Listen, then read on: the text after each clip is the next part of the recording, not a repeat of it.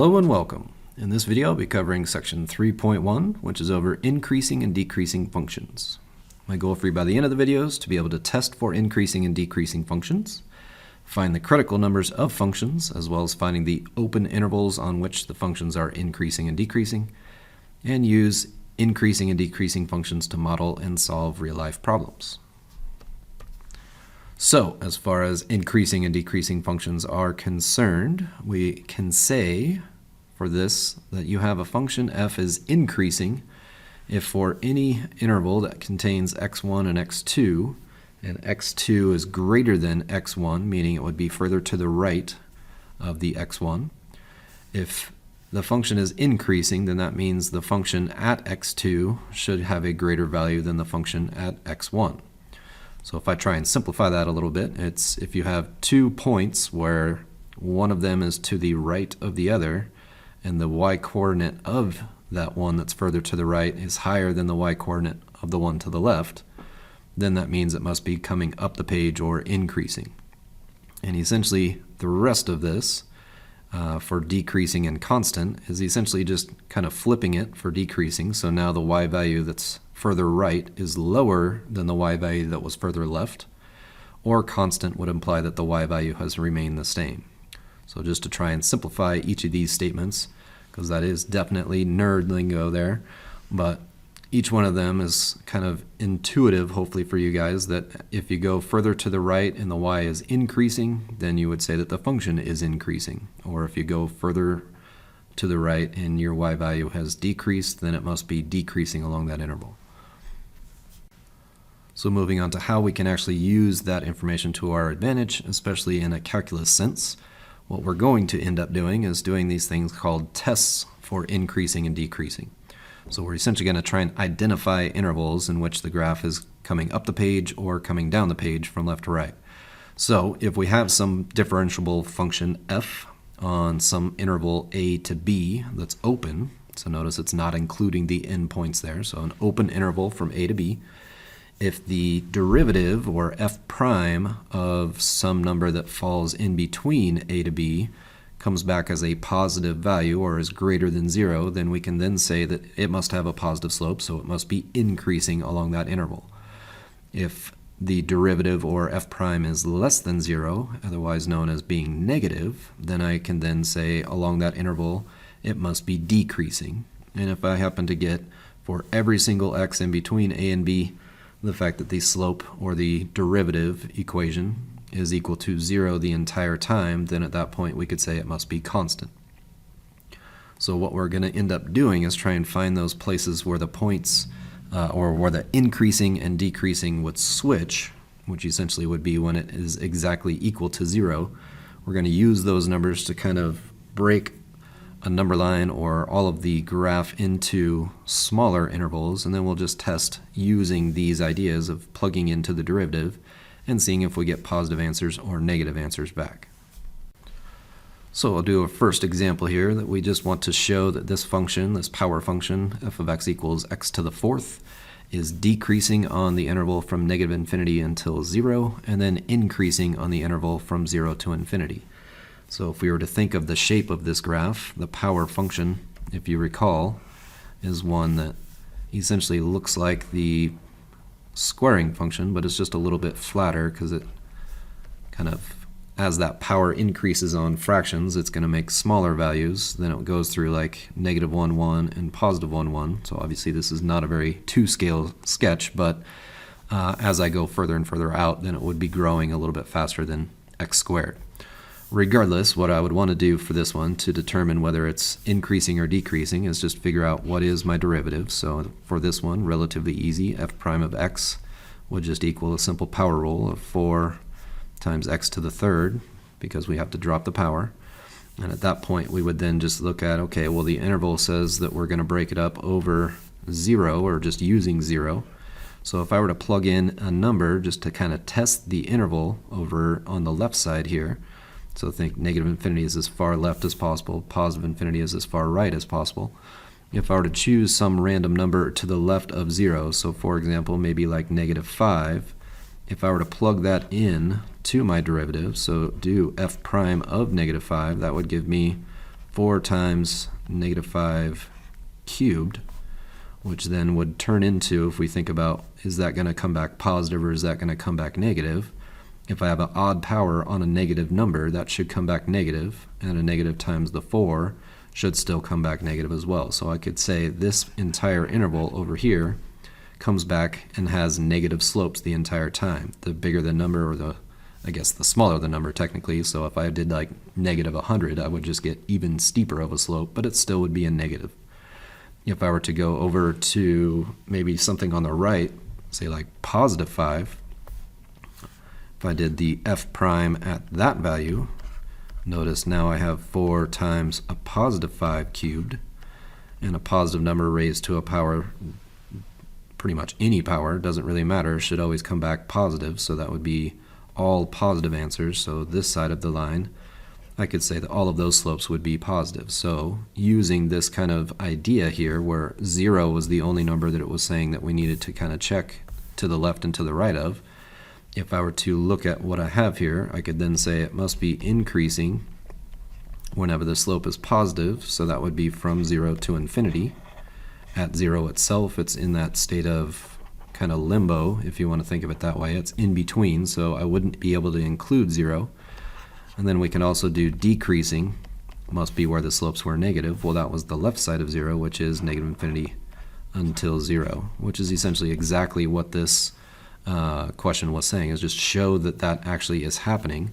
And if we look at the graph, hopefully it makes sense that to the left of 0, those slopes would have to be coming down the page if I were to draw any of those tangent lines. And as I get past 0 to the right, now the slope is actually coming back in the positive direction for any of those tangent lines, so it must be increasing in that area. So the last example was a relatively basic one, and they actually gave us what number we were going to kind of test to the left and to the right of, but not every problem is going to be presented that way, essentially. So for this one now, what we need to do is we need to talk about this concept of what a critical number is. So critical numbers are essentially places where the switch from increasing to decreasing are going to happen. So what we need to do is kind of first define what a critical number is and how to find it. Essentially, if we have some function that's actually defined at C, meaning it's a part of the domain, and we say that C is a critical number if the derivative at C is equal to either 0 or it's equal to undefined. Meaning, if I were to plug it in, it would make something like division by 0. So if I said for the example that we have down here, just to find what the critical numbers are for this function, f of x equals the square root of 4 minus x squared, essentially what I need to do is figure out what is the derivative. So f prime of x for this one, this is going to have to be a chain rule, because again, we could picture this as it's really 4 minus x squared being raised to a 1/2 power. Just rewrite the radical using an exponent. So 1/2 would come out front. The base remains the same, so I still have 4 minus x squared inside. And then that's now going to be raised to a negative 1/2 power, because I have to drop the power by 1. But chain rule says I'm supposed to multiply by the derivative of the inside part, so that would be the derivative of the 4 minus x squared. That turns out to be negative 2x. And then now I would simplify. So if we look at what we have, it looks like there's a 2 in front that can reduce with the 2 that's inside. Still leaves the negative though. And I do have a negative exponent up there on that 4 minus x squared, so I should be able to drop that to the bottom. So if I just rewrite this, the only thing it looks like would be left on top is just negative x all over the 4 minus x squared being raised to now, since I've dropped it down, it would now be a positive 1/2 power, or I could rewrite that using a root. So again, this is my derivative, or my f prime function. I just need to figure out what makes that equal 0. Well, since that's a fraction, the only place that that would equal 0 is when the top equals 0. So if I set that equal to 0 and solve, really I just get that x would equal 0. So that's going to be one of my critical numbers. But it's also, whenever it's undefined, well, that would be whenever the denominator is equal to 0. So that would be essentially just setting 4 minus x squared to a power of 1/2 equal to 0. And if I squared both sides, that would get rid of my square root. So squaring both sides, that doesn't really change 0 at all. That just gives me 4 minus x squared is equal to 0. I should be able to factor that since it's a difference of two squares, so it would turn into a conjugate pair of 2 plus x and 2 minus x, a little bit backwards from normal, because usually x is written first, but it was a negative, so we can deal with it in this way. If I set each of those equal to 0, I would get two more critical numbers of negative 2 from the first parenthesis and positive 2 from the second parenthesis. So if I collect it all together, what are my critical numbers? Well, my critical numbers are essentially that list of 3 that I just found, 0, 2, and negative 2. And it's not really important the order in which you write them, but it might be good practice to go ahead and write it from least to greatest. So I could have also written that as negative 2, 0, and then 2. So hopefully that example dealing with finding critical numbers at least makes sense, that we essentially will always start with finding what the derivative is, and then I will just want to set both the numerator and the denominator equal to 0 and solve, and whatever solutions I get, I put as a list of critical numbers. So now it's to the why. Why would we need to know what critical numbers are? Well, that's where this idea of being able to test for increasing and decreasing gets involved. So as far as the guidelines are concerned, what we do is we first find the derivative. We then identify those critical numbers. And again, remember that just means to figure out when the derivative equals 0 as well as when the derivative is undefined. And then what we do is we use that to set up what are called test intervals. So test intervals are essentially the idea of breaking up the number line. It's something that should have also been done when you did inequalities or solving inequalities. So what we would do is put those numbers from least to greatest on the number line. So it would look something like just a couple of random. So if I had 3 critical numbers, I would just put 3 tick marks on there and just list them from least to greatest. So if I used the last one as an example, that would have gone negative 2, 0, and then positive 2, since those were the critical numbers before. And then I would just test each interval, which is what step 3 says, is just test each interval by using some arbitrary number that's actually on that interval. So for this example, the arbitrary possible numbers I could do would be like maybe negative 10 over for the first interval. I could use maybe negative 1 would be the easiest one in the middle one, positive 1 in between 0 and 2, and then anything greater than 2, so maybe like positive 10. And I would essentially plug into, as you can see right here, it says to plug into the derivative, and all I'm testing for is does it come back positive or negative. So I don't have to figure out the exact value. I just need to essentially kind of count negative signs and just see if it would come back as a positive answer or a negative answer. Once we have all of this identified, then we would go through and just identify, well, all the ones that came back positive, those are going to be the increasing intervals, and all of those that come back negative, those would be my decreasing intervals. And then we would just write it in interval notation using parentheses, because at the numbers themselves, that should be where it switches. Alright, so let's go ahead and try an example of this just to try and make sense of what we just talked about. So with this one, notice the instructions for the problem just say to find the open intervals in which this function x cubed minus 12x is increasing or decreasing. So it's really just saying, tell me where or what interval is this graph increasing at and what interval is this graph decreasing at. So for this one, first thing we would want to do is follow through with our steps, figure out what is our derivative. So in this case, f prime of x is going to be equivalent to, if I were to look at this, it seems like it's just a power rule situation. That would turn into 3x squared minus, and then just a plain 12. So what I need to do is figure out the critical numbers. So any critical number is what makes this either equal 0 or undefined. Doesn't appear that there's any situation where it would be undefined, so I don't have to worry about that so much. But I do need to figure out when does this equal 0. So to solve that, notice it would be relatively quick and easy. I would just add 12 over. That would then give me 3x squared equaling 12. Then I can go ahead and divide both sides by 3. And that would turn into x squared equaling 4. And then introduce a square root. And remember, with all square roots, you should always get 2 answers, a plus or minus, and then the square root of 4 would give me 2. So my critical numbers in this case are going to be that list of negative 2 and positive 2. So what we'll do is go ahead and use those numbers to our advantage and set up a sign line. to just test these intervals. -2 is the first critical number I'll put on the list, and +2 will go second, just again least to greatest from left to right.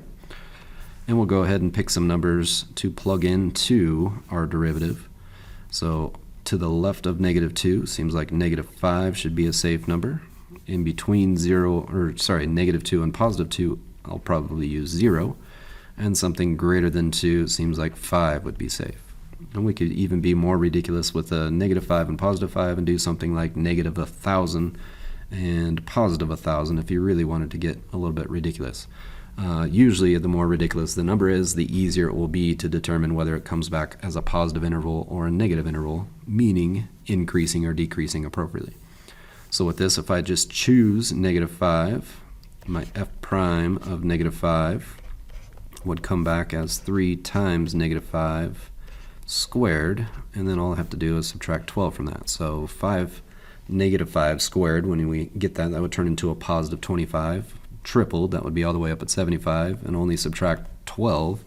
That seems like that's going to come back as a positive. So it seems to me that that would be an increasing interval because my slopes along that part of the graph come back positive. If I move on to the next number to test, plug in 0, that would give me 3 times 0 squared, and then take away 12. Well, that would just be 0 take away 12, so that's for sure going to come back negative. And then move on to the last one, plug in +5. That would give me 3 times +5 squared. I feel like we're going to get the same situation because squaring -5 gives us +25, just like squaring +5 does. So that's going to probably come back positive as well because 75 is definitely bigger than 12.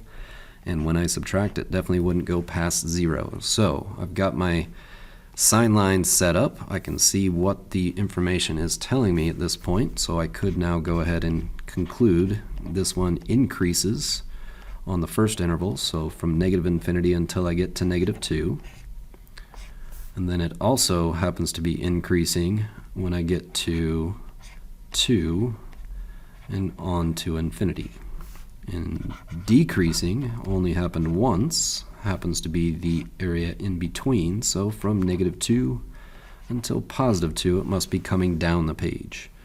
And if we were to maybe graph this function, this f of x equals x cubed minus 12x on our calculator or on Desmos or any other way of getting a visual of this graph, we would notice that it probably comes up, comes back down, and then comes back up, where these turning points happen to be when x is like -2 here and +2 here. And if I wanted to get what the y coordinate is, I could just plug it into the expression and get my y values out for whatever those points happen to be. But as far as the generic shape of the graph, it's coming up initially, then it switches and comes back down the page between -2 and +2, and then switches to come back up the page. So it would create that kind of S-looking shape if we were to look at it sideways and I guess kind of backwards. Move on, try another example, a little bit more intense function here. So this one, f of x equaling x squared minus 1 being raised to a 2/3 power.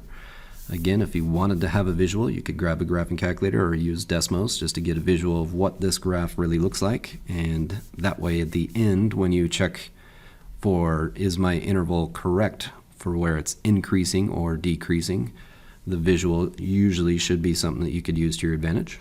But again, we'll go ahead and start this the same way as the other one. We'll figure out what the derivative is. This is a function inside of another function, so I will have to do a chain rule here. So 2/3 would become the coefficient.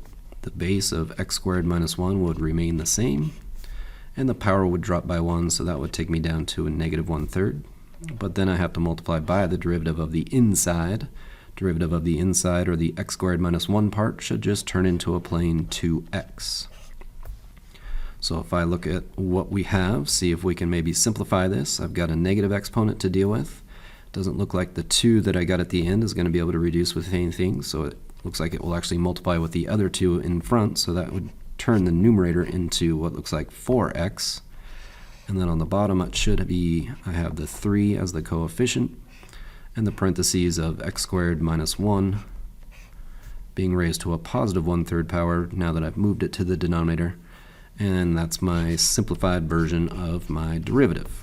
So now to figure out my critical numbers, it's just going to be whatever makes the top equal 0 for this one. So I would be setting 4x equal to 0, which that's a pretty simple one to solve. That's just going to give us x equals 0.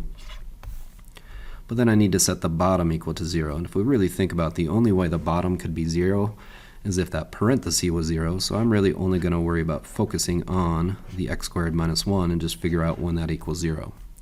This is a difference of two squares, so I should be able to factor it into x plus 1 times an x minus 1. Or we could have just tried to isolate the x by adding the 1 over and taking a square root, but this gets us our two solutions the same way, or at least just as easy, of positive 1 and negative 1. And I didn't have to remember a plus or minus symbol when I took the square root. Because I already had it in that factored form, I didn't need to take a square root. So there's my list of critical numbers, negative 1, 0, and positive 1. So let's go ahead and set up a sign line here really quick. This time I need to have 3 tick marks on there. And from least to greatest, it would be negative 1, followed by 0, followed by positive 1. So now we're just going to pick some numbers and just plug them into our derivative expression. So we're really going to be plugging in right here. That 1/3, really, if you think of it as a power, that's really a cube root. So in this case, I can get negative answers back in the denominator. So it's kind of nice sometimes if that was like a square root, we would then know that it only would come back positive and we wouldn't have to worry about plugging in as many places. But for this one, let's just think in terms of, let's pick a number that's left of negative 1. So something like, I don't know, negative 10. If I multiply, or if I plug that in, the numerator is going to be 4 times a negative 10. So that would be a negative number on top. On bottom, if I did negative 10 squared, that's going to come back really positive. That's a positive 100. Take away 1, that would be 9, or 99. Cube root of that should still be positive, and multiplying by a positive 3. So the denominator, it looks like it all comes back positive with the negative 10, but the top was negative, and a negative divided by a positive would come back negative. So I know that interval right there is going to be a decreasing interval because I have negative slopes there. In between negative 1 and 0, don't really have many nice numbers. I would plug in maybe negative 0.5 or negative 0.5. So again, if we think in terms of what will happen in the numerator and what will happen in the denominator, if the top and bottom both come back negative, I know I would get a positive answer. If one of them comes back negative, I know I get a negative answer. And if they both come back positive, I know I get a positive answer. So really, again, I'm not worried so much about the exact values of these. I just want to figure out, do I get a positive result or a negative result? So on top, 4 times a negative 0.5, that would be negative on top. Negative 0.5, if I square it, that would be like 1/4. 1/4, take away 1, that's going to go negative. The cube root of a negative would stay negative. Multiplying by the 3 in front, that stays negative as well. So far I've got a negative on top and a negative on bottom. But when I divide two negatives, I actually get a positive. So for this interval, that actually looks like it must be an increasing interval, because I got a positive slope right there. Let's move on to the next one, a positive 1/2. It seems like a good number to try between 0 and 1. So if I plug that in, the top would be positive, because 4 times positive number would stay positive. On the bottom, 1/2 squared is once again 1/4. 1/4 take away 1, that would have to go negative. Cube root of a negative would be negative, multiplied by 3 stays negative. So I have a positive over a negative, which would mean that must be negative. And then again, we can move on to the last one. The more ridiculous, the easier it is. We'll just plug in 10. That's not super ridiculous, but 4 times positive 10 would for sure be positive on top. 10 squared is 100. Take away 1, that's positive. Cube root of that stays positive. So everything there, it looks like, was just a positive divided by a positive. So now we can go ahead and use the information we just came up with after doing our tests and go ahead and figure out our increasing intervals. Looks like it increased twice. The first time it was from negative 1 to 0. The second time it was from 1 to infinity. My decreasing intervals, in this case, it looks like it actually started decreasing, so from negative infinity until I get to negative 1. And then also have that decreasing starting at 0 and ending at 1. And if you wanted to throw the u's in between, that's fine. If you want to use commas in between, that's neither here nor there. We're just listing out the intervals in which it's increasing or decreasing. So it's up to you if you really wanted to put that notation there. But I've answered now the question. It just said are those open intervals. I've identified them. Notice I did not use any brackets whatsoever, because at those critical numbers themselves, they're actually in between increasing and decreasing. They're not really doing either, hence why I don't include them ever with an increasing or decreasing type question. So thus far, the examples I've worked through have all been continuous functions.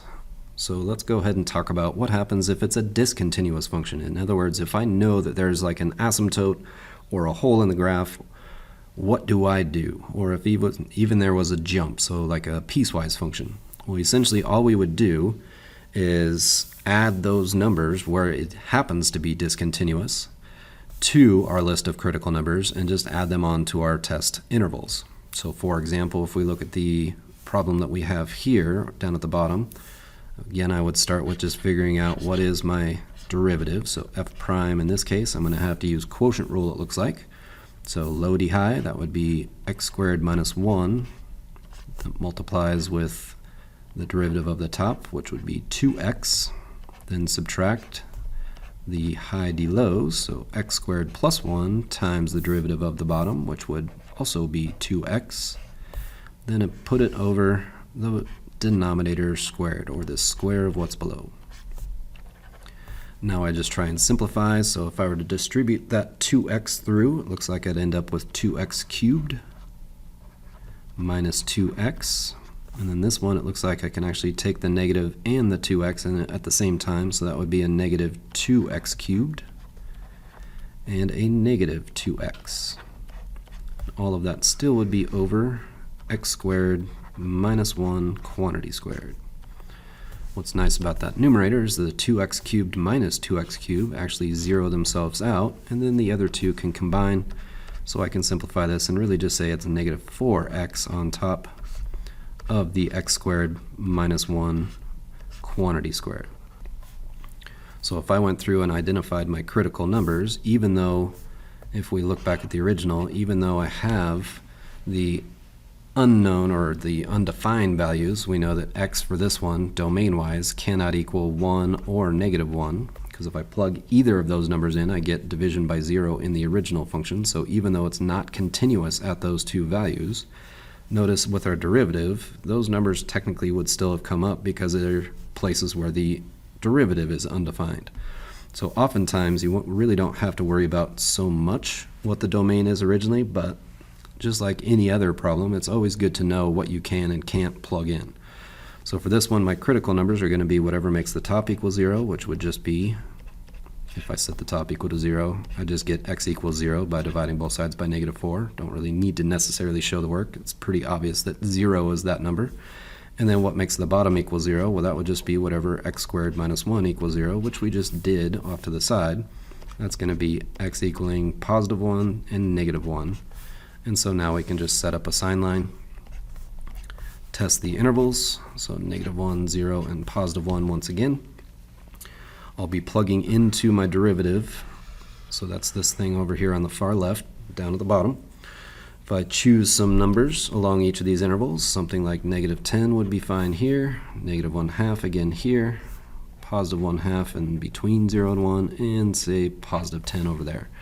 And if I look at what we have, the bottom, I have x squared minus 1, and then the quantity squared. No matter what I plug in there, because that power of 2 is outside the parenthesis, the bottom is just going to come back positive no matter what I do. So really all I have to do is focus on what happens when I plug into the top. So negative 4 times a negative 10 would come back positive, so this interval is going to be positive. Or it's going to be increasing if we want to think of it more in terms of the context that we're supposed to be answering. Next one, if I plug in negative 1/2 to this, negative 4 times negative 1/2, that would come back positive as well.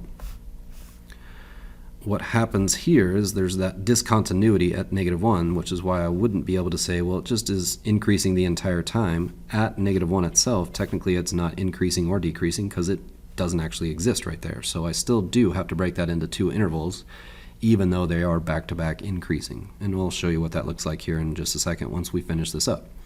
If I plug in positive 1/2, I'd end up with negative 4 times positive 1/2. That would be negative in the numerator. Again, the bottom is, as we talked about earlier, or as I talked about earlier, the bottom is always positive, so it doesn't really matter what happens down there in the denominator. It's just the top. And if I plug in positive 10 on this one, notice I would get like negative 40 on top, so that one also would come back negative. So when it comes to writing my final answer for this one, it's increasing over two different intervals from negative infinity until negative 1, but negative 1 doesn't exist on the graph, so I do have to skip it, and then it picks right back up, increasing on the other side of negative 1, and continues doing that until I get to 0. Once I get to 0, it looks like it must be switching to decreasing according to my sign line. So this would be decreasing from 0 until 1. Again, we're skipping 1 because 1 is not defined on the graph itself anyway. And pick up on the other side of 1 and just continue to decrease until the end of the grid or end of the function. So notice that even though they are back to back, it seems like we should be able to just say, well, it's just decreasing from negative infinity until 0. Unfortunately, by saying it that way, we would be including a number that doesn't actually exist on the graph. So I do still have to split it up into separate intervals, especially anytime you have these undefined values like we had over here off to the side. So my increasing and decreasing collectively all together are right there. And then what we could do is now use this information to help us kind of sketch what the picture might look like. And then we could always check again with a graphing calculator or using Desmos on our phone or something along those lines just to see if what we got actually makes sense for the shape that we see. And we'll finish this video up with this last example. It's a little bit actually more on the easy side, but just wanted to demonstrate how some questions can be worded that are a little bit different than what you've seen so far. So this one, again, it's a show that, so really my work is going to be the answer for this. But just as to show that this particular function is actually decreasing the entire time. So all I would have to do is just figure out the derivative, identify my critical numbers. So in this case I have f prime of x equaling, if it looks like I just need to do a power rule, so 3 would come out front, multiply with a negative 1, so I get negative 3x squared. And then plus 2, well that's a constant, so that would just be plus 0. At this point, if I just figure out my critical numbers, it would be when does negative 3x squared equals 0? Well, that just happens to be when x is 0.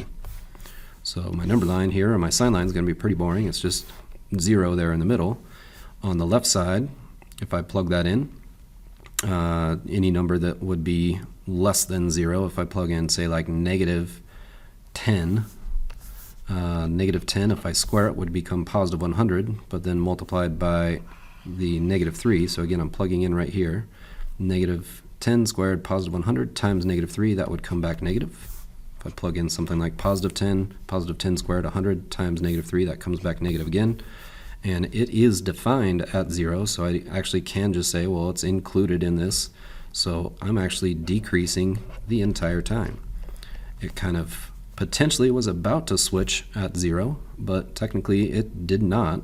So it's actually decreasing the entire time, or for the entire real line. So I could then just, for this problem, say it's decreasing from negative infinity to positive infinity, which then means just graphically it's coming down from left to right, which if we think about what the shape of this graph actually looks like, if we think back to just using shifts, this would be shifted up 2 places, and it's an upside down cubic function that looks something like that. So graphically, that does make sense that it should be decreasing the entire time, but we've now, by using calculus, kind of verified the why we know it's decreasing the entire time. So anyway, hopefully this video has been helpful in at least introducing this concept of identifying the increasing and decreasing intervals, as well as identifying what are called critical numbers. But as always, if you have questions while you're working through the homework, just reach out and let me know. I appreciate you taking the time watching the video, and we'll catch you next time.